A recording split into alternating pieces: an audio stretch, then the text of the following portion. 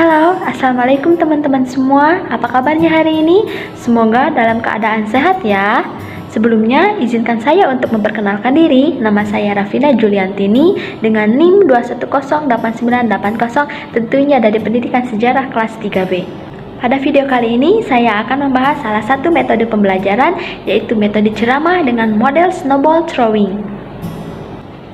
Lalu, apa sih metode ceramah itu? Oke, pembahasannya akan dibahas tuntas dalam video kali ini ya. Nah, jadi metode ceramah adalah metode yang dapat dikatakan sebagai metode tradisional karena sejak dulu metode ini telah dipergunakan sebagai alat komunikasi lisan antara guru dengan peserta didiknya dalam proses belajar mengajar. Metode ceramah disebut juga sebagai metode memberitahukan atau menyampaikan suatu keterangan dan fakta. Selain itu, metode ceramah disebut juga sebagai metode yang menjelaskan atau menguraikan suatu topik kepada peserta didik demi tercapainya suatu tujuan pembelajaran. Terdapat beberapa fungsi dari metode ceramah. Fungsi yang pertama yaitu untuk menyampaikan materi yang sulit disampaikan dengan cara lain. Contohnya seperti menjelaskan makna dari prasasti dan menjelaskan silsilah keluarga kerajaan. Lalu fungsi yang kedua yaitu untuk memotivasi peserta didik karena akan ada transfer semangat dari guru kepada peserta didiknya. Dalam setiap metode pembelajaran, tentunya terdapat keunggulan dan kelemahannya tersendiri, termasuk dalam metode ceramah ini. Keunggulan dari metode ceramah yang pertama, metode ini adalah metode yang murah dan mudah karena tidak memerlukan banyak perlengkapan, juga metode yang tidak rumit. Selain itu, dalam metode ini, guru dapat mengontrol bagaimana keadaan kelas. Lalu, kelemahan dalam metode ceramah yang pertama, materi yang dikuasai siswa terbatas karena hanya mengandalkan materi yang disampaikan oleh gurunya saja. Lalu, kelemahan yang kedua adalah adanya perbedaan daya tanggap peserta didik. Hal itu dikarenakan adanya perbedaan karakteristik, sehingga ada siswa yang paham, ada juga yang bosan. Selanjutnya, kelemahan yang ketiga berkaitan dengan cara komunikasi guru, karena hal ini sangat berpengaruh. Dan kelemahan yang terakhir adalah guru akan sulit untuk mengukur kepemahaman peserta didiknya. Setelah pengertian, fungsi, kelebihan, serta kekurangan metode ceramah, terdapat langkah-langkah penerapan metode ceramah. Yang pertama yaitu melakukan penyampaian tujuan pembelajaran, lalu mengkondisikan kelas, menjelaskan materi, memberikan kesimpulan, dan melakukan evaluasi. Untuk menambah pemahaman kepada peserta didik, maka di sini saya memodifikasi metode ceramah dengan menambahkan model snowball throwing. Sebelumnya, model snowball throwing ini adalah salah satu model pengembangan dari metode diskusi dan merupakan bagian dari model pembelajaran kooperatif.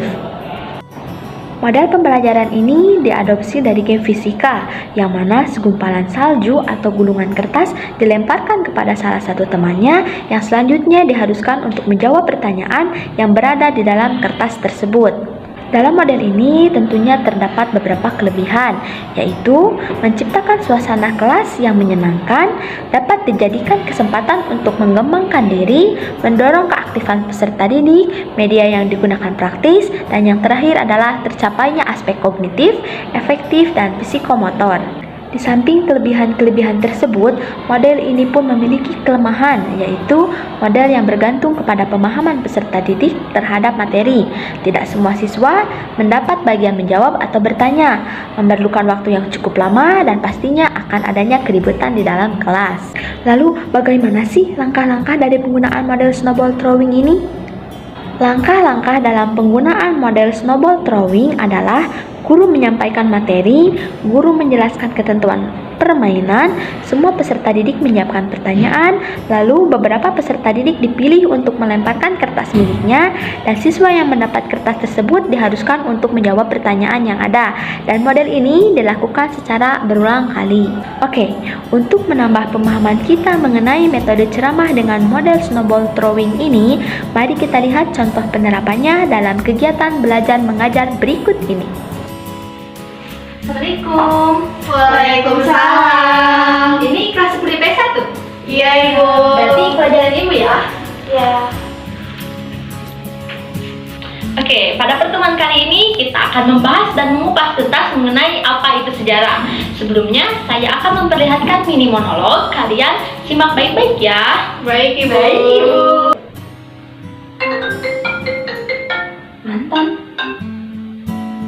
Ada urusan apa lagi sih? Kenapa kamu terus ganggu aku? Kurang jelas penjelasan aku kemarin. Hubungan kita gak usah dipertahanin. Tolong kamu hargain aku.